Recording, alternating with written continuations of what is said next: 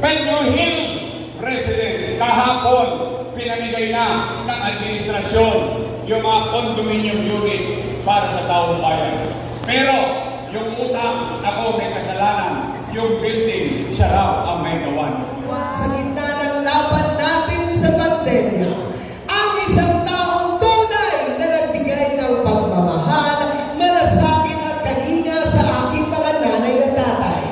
Ang bakang galing sa hirap ng sumika, ang bakang Maynila, Yorme Isko Moreno Camargoso.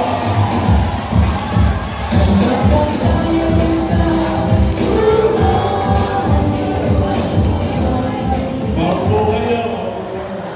Bakit bali-bali yung mundo nyo eh? Alam ko, sasayaw ko. Hi! Hello! Ako, gising na gising. Dapat nagsisiesta kayo ganitong oras eh. Pero, mga nanay ko, mga tatay ko, mga lolo ko, lola ko, maraming salamat sa pagtulong ninyo sa aming pamilya. Thank you very much.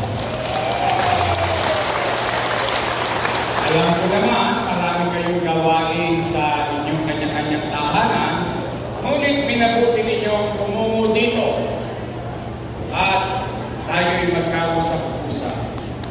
Pumanatag naman kayo, huwag kayong mag-alala, hindi naman kayo uuwing konsumido.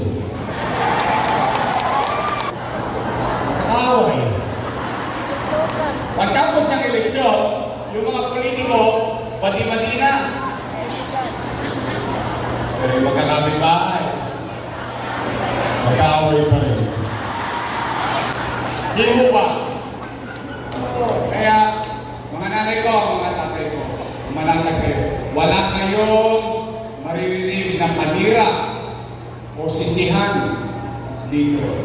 Dito, real talk lang tayo. Good vibes lang. Chill-chill lang.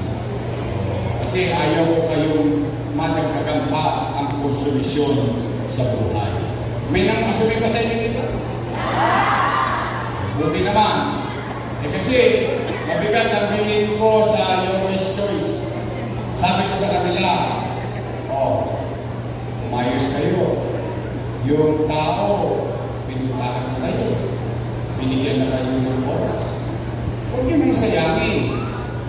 Kung kayo'y kandidato first time, sabihin niyo na lang kung ano ang gagawin ninyo. Kung kayo naman ay re-electionista, sabihin niyo na lang kung ano ang ginawa ninyo sa loob ng 3 taon. At hayaan natin ang taong bayan ang magdesisyon. Tama ba? Kamusta kayo? Salamat sa Diyos. Opo. Bagay na dapat natin ipagpasalamat sa Diyos. Bakit? Ilang taon pa lang na nakakalipas. Lahat tayo. Kasama kami.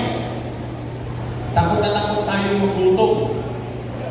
Takot na takot tayo mamatay. Baka ma-infection tayo ng COVID-19 noong panahon ng pandemya. In fact, kahit sa loob ng bahay, kinakabahan tayo. May ma-check lang. Check. Ay, may COVID. May COVID. Tama po ba?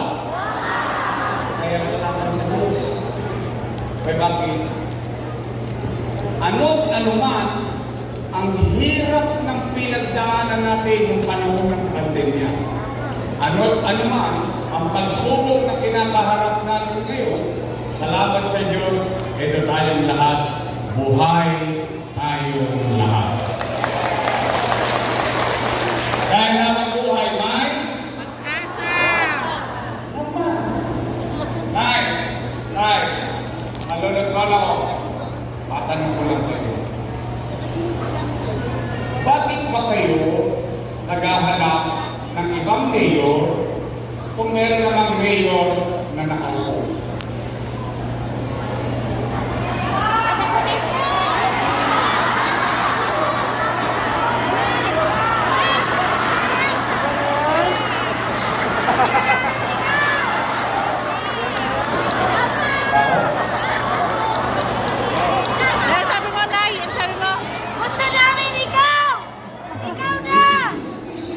bumalik ka na. Bumalik ka na! Yes! Kaya ako naman yan naitanong. Siyempre, Babalik na yun. nangangampanya ako. Bakit? Dahil ang mga nangaupo, alaga ko po yan. Opo. Inaruga ko yan for almost 20 years. Bakit? Dala ng pagtanaw ko ng utang na loob kay Danny Lacuna. Alam niyo yan. Hindi ko yan kinubli. Hindi ko yan tinago. In fact, tayo mga Pilipino, hindi lang taga-Tondo ha, tayo mga Pilipino, bilang Pilipino, isa sa itinatapos sa ilong natin o ipinagmamalaki natin kaugalian sa buong mundo, tayo mga Pilipino ay marunong tumanaw na at ang unang na loob walang katapusang bayaran. Tama ba? Tingnan natin kung talaga bang inalagaan ko, inaruga ko yung mga anak ni Boss Danny bilang pagganti ng utang na loob sa kanya. Una, Philip Lacuna. Nakaupo? Nakaupo. Dennis Lacuna. Nakaupo? Nakaupo. Lay Lacuna. Nakaupo? Asawa ni ate. Si ate. Ilan sila? Happy? Masaya ako. Masaya ako na sa tulong nating lahat, yung hindi napagtagumpayan ni Boss Danny, napagtagumpayan ng kanyang mga anak. Nawala. Pero, kung sila'y naging mabuti sa kanilang tungkulin o hindi, ay hindi naman ako para humusga. Taong bayan ang mag-huhusga niyan. Tama po ba? Tingnan ninyo. Bilang magtanaw ng utang ni Boss Danny, maghanap kayo. Kahit isa lang na dumagoso sa City Hall. Bakit? Bilang pagtanaw ng utang na loob, isinantabi ko ang mga anak ko, inuna ko muna yung mga anak ni Boss Danny. Ano? Yorme, tatanaw ka ba ng utang na loob? Sagot. Opo. Bakit? Pilipino ako eh. Ganun talaga tayo mga Pilipino. Kaya lamang, meron lang ako pakiusap. Baka naman kung po pwede, sa ibang bagay na lang ako tumanaw ng utang na loob. Bakit? May utang na loob din naman ako sa taong bayan eh. Kung wala ang Diyos at wala kayo, wala ako sa pinalalagyan ko ngayon. Ngayon, masama naman bang lingunin ko yung taong bayan? Yung taong bayan ang sumisigaw na, bumalik Ika na. Bumalik ka na. Bumalik ka na. Bumalik ka na. Bumalik ka na. Taong bayan na sumisigaw na bumalik ka na, ako sinigawan niya, huwag ka na bumalik!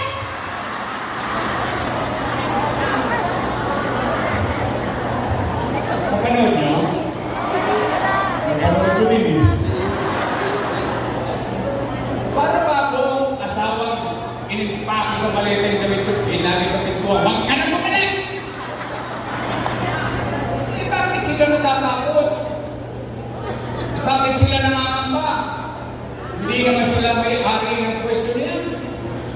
Mag-aari yan ng taong bayan. At kami, empleyado lang ng mamamayan. At ang kontrata namin, 3 years.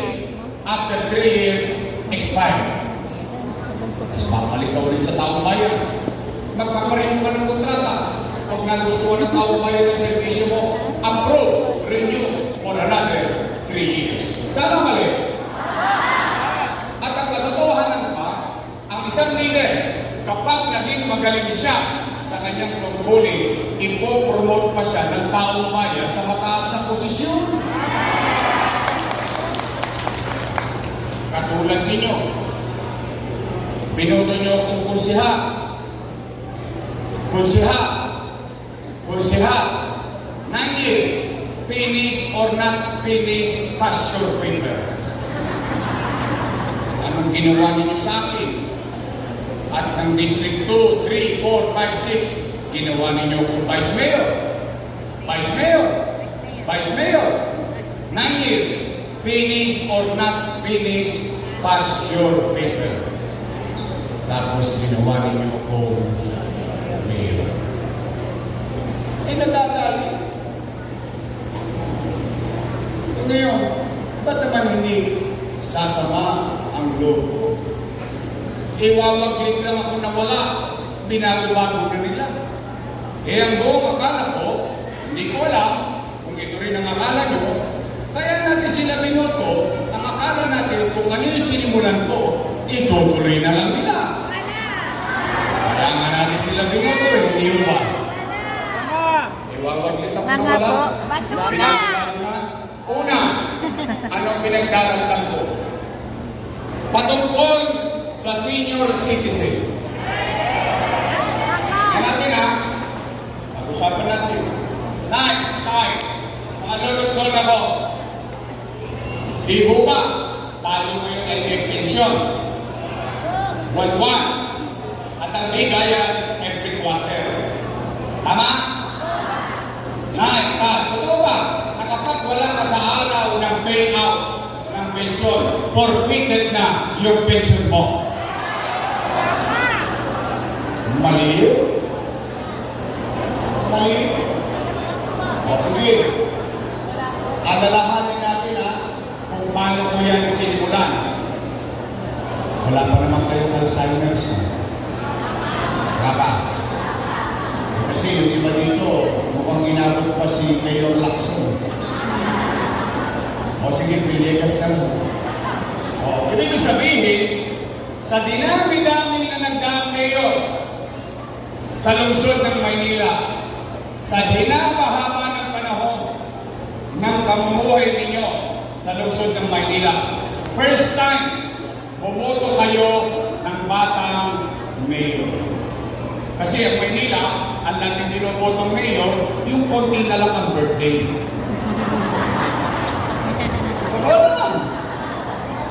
But you took your chances with me. Nagbaka sakali kayo na bumoto ng batang mayor. At ang batang mayor na yan, nag-isip ng programa para sa mayaman, sa middle class, sa mahirap, sa may sakit o wala, botante o hindi, pantay-pantay, lahat ng senior citizen may allowance buwan-buwan sa lungsod ng Maynila. Tama ba? First time sa buong buhay natin. Tama? Anong sabi ko? Nay, huwag kang mag-alala. Pag hindi mo nakuha yung first quarter, pagdating na second quarter, doble ka. Tama ba rin? Sabi ko, Nay, huwag kang mag-alala. Pag hindi mo nakuha first quarter, second quarter, pagdating ng third quarter, triple ka. Ano pa sinabi ko ron? Mga lola ko, pumanatag kayo. Pag hindi mo nakuha simula Enero hanggang Nobyembre, pagdating ng Disyembre, maglulubi-lubi tayo. Lubi-lubi.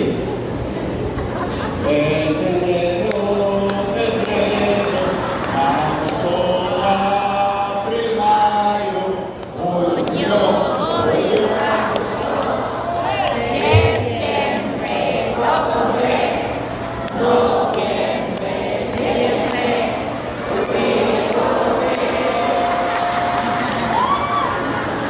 Ganado kayo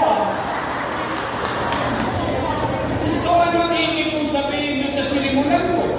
Panatag na panatag yung matanda, hindi siya mag-aalala dahil pagdating ng Disyembre, ang matatanggap niya, 6 na bulig. Kung dalawa silang matanda sa bahay, 12,000. Kung tatlo na silang senior citizen, 18,000. Eh ngayon, ano nangyayari? Takot na takot tuloy yung matanda. Bakit? Eh, hindi naman mahuhulaan ng mga matatanda kung anong petsa, kung anong araw ang payout. Tama mali? Eh, alam mo naman ng mga matatanda, malalapot ang dugo niya. Maaga na gigising yan. Ay, siyempre pagkagising sa umaga, nag-aalala yan. Saan niya pupunta? Chairman, balita. Alaw sa panay. Sawi. Uwi. Tulog ulit. Gising ulit bukas. Saan na mapupunta yan? Uy, Chairman, ano na? Lolo, wala pa. Eh, mamalas-malas mo. Yung matanda, tinawagan ng apo. Lola, Lola, namimiss ka na namin. Pasyalan mo naman kami dito sa Cavite. Lolo, Lolo, namimiss ka na namin. Pasyalan mo naman kami sa Bulacan. Yung pobreng matanda, walang nagawa. Apo tumawag. Nagbakasyon. 2 days after, balik ng Rojas. Chairman, ano na? Nako, Nay, nagkabigayan kahapon, wala ka.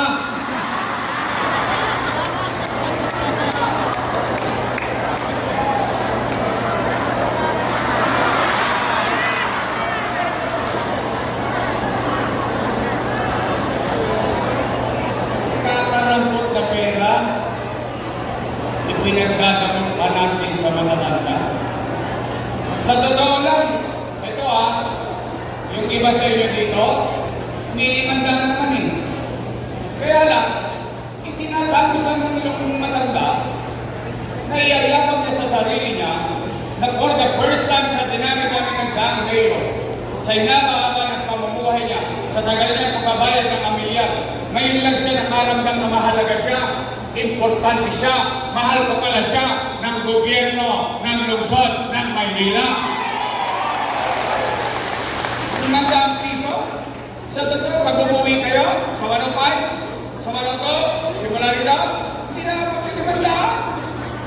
Ano lang? It's not about the money. It's not how much. It's the act itself.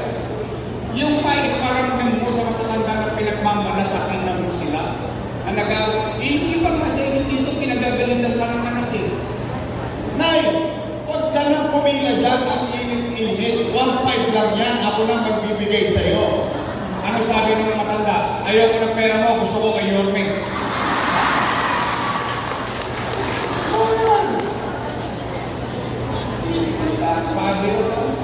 O Nay, totoo ba? Totoo ba na kapag hindi ka na botante, tanggal ka na rin sa pensyon? Mali na naman yun. Bakit? Alalahanin natin Ano sabi ko? Mayaman, middle class, mahirap, may sakit o wala, botante o hindi. Bakit ko inisip malayo pa na isama sa rules, botante o hindi dapat may pensyon? Bakit? Dahil yung matanda patuloy na tatanda at magkakasakit. O ngayon, halimbawa, nanay mo, asawa mo, nakahirati sa karamdaman, 6 na taon na, 2 eleksyon hindi nakaboto, ditanggal na sa listahan ng botante. Tama ba rin? Pero buhay pa, humihinga pa, tao pa, mamamayan pa ng lungsod ng Maynila dahil walang pakinabang sa boto, wala ng pensyon. Wow! Lupit nyo din. Naalala niyo? Naalala niyo rin ba yung gobyerno ngayon na mabilis kumilos? Naalala niyo? matanong. Gusto nyo bang ibalik ang gobyerno na habang natutulog kayo, panatag kayo natutulog dahil alam ninyo sa kalsada may gobyerno pa sa lungsod ng Maynila? Gusto nyo bang ibalik ang gobyerno ng Ilis Comilos? Help me make Manila great again! Pangapat at panghuli para umiyan na. Totoo na rin ako. Pag umabot to ng alas 6, mag-aabono si Congressman Ermix. At makaawain kayo sa bahay, puro titila ko ng kaldero. Walang nagsaing, nakipag-chismisan sa katawan. Pero hindi pinakamahalaga. Bakit? Pero ito ng taong bayan. Mahalaga ba sa iyo? Mahalaga? Nakita ko yan. Nay! Madaling Nay! Nakalulungkot isipin na itong mga dati kong kasama, Oo, lumabas talaga siya kasi nung araw, nagtapon ng basura. panguri ng panguri ng Nagulat din yung panguri ano. sa akin. Sa may Quiapo yun. Ngayon? Kami nag-iikot yan madaling Ako na araw. ang pinakamasama nun ay. sa Madaling mata. araw talaga, parang hindi na Ang sabi, si Yorme, Mismo na ba si maraming iniwang Mismo na po. puta. Mismo na si Yorme. Oh, shit. Narinig niya? Narinig ko rin yun. Sinabi ba nila yun? Alam ko rin. Kami, Ano? Gusto nyo bang marinig ang sagot? Dapat ha? Pero nyo yun. Tama ba? Gusto nyo bang marinig ang sagot galing sa akin? Dapat din. Bakit? Ang leader dapat pinaninindigan niya ang bagay na ginawa niya sa kanyang mamamayan. Hindi siya para magturok, magsisi na magsisi. Leaders should own and take responsibility sa bagay na ginawa niya at hayaan niya ang taong bayan ang humusga kung tama ba yung ginawa ng leader o hindi. Tama po ba? Tanong, real talk lang. Taas ang kamay ng may anak dito. Malay ko, kung dalaga pa kayo. Ako po, dalaga pa. Eh, marami sa inyo kung dalang-dalang. May anak kayo. May apo kayo. May pamilya kayo. Nay. Totoo ba? Na kapag walang makakain ng anak mo, gagawa mo ng paraan. Hindi nga. Irarapos nyo. Itatawid nyo. asal ka pa ng tao. Nay, totoo ba? Ang isang kasabihan ng isang ina Iba yan. o isang ama, isang magulang, susubo mo na lang, bibigyan mo sa akin. Kaya, itatawid nyo, gagawa nyo ng paraan, iraraos nyo. Hindi lang ginawa ko bilang ama ng 2 milyong Manilenyo noong panahon ng pandemya.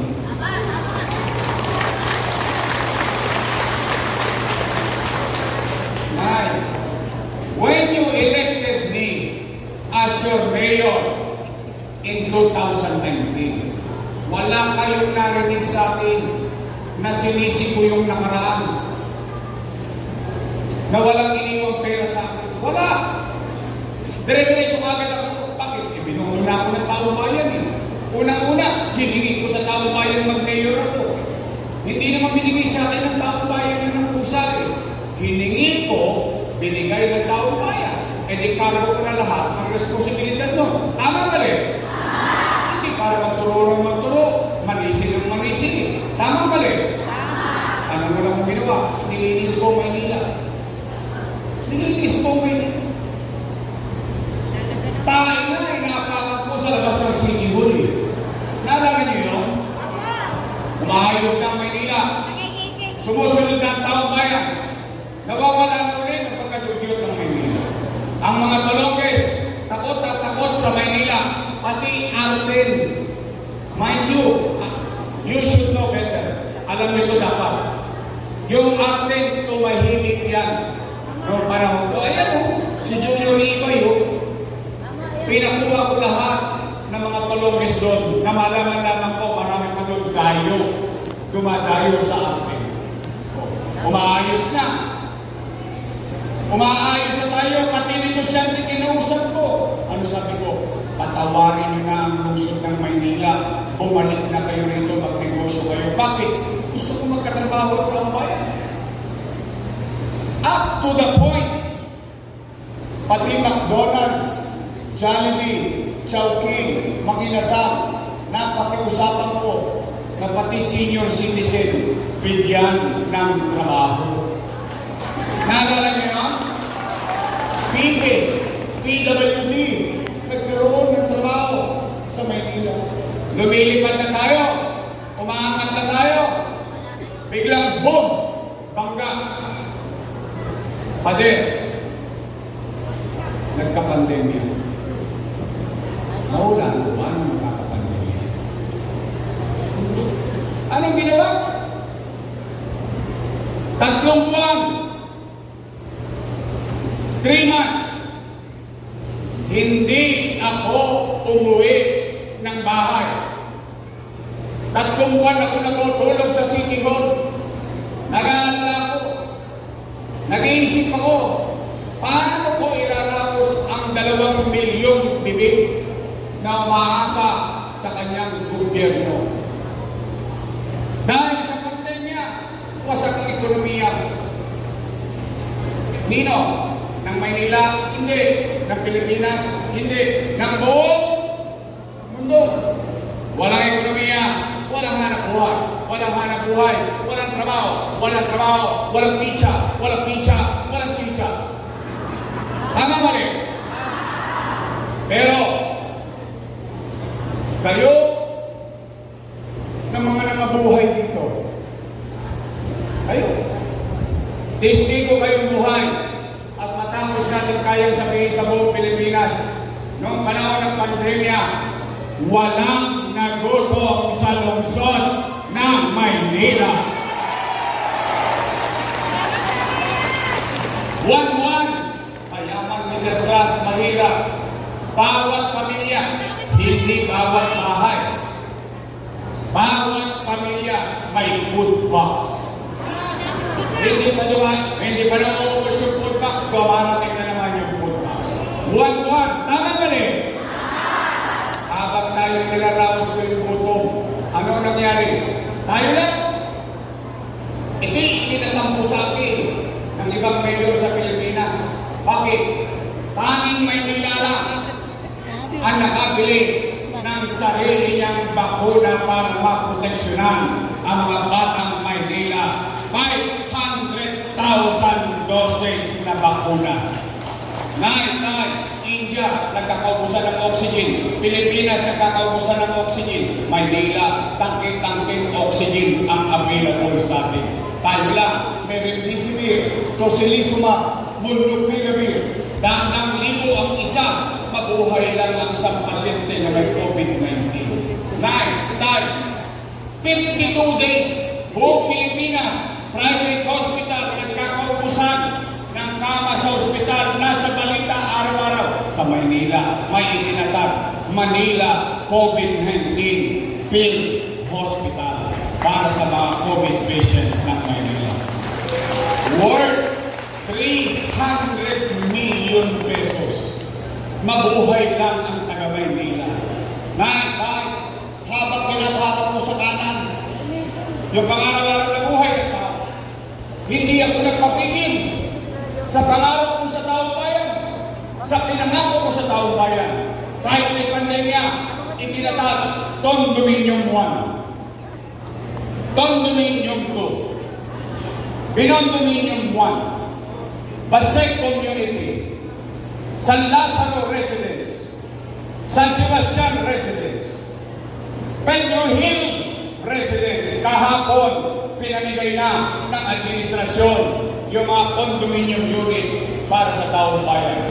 Pero, yung utang, ako may kasalanan. Yung building, siya raw ang may gawa. Wow! Sana all. Nay, bakit ako nagpapagawa ng pabahay sa Maynila? Una, pinangako ko yun sa inyo. Tama. Pangalawa, squatter ako eh.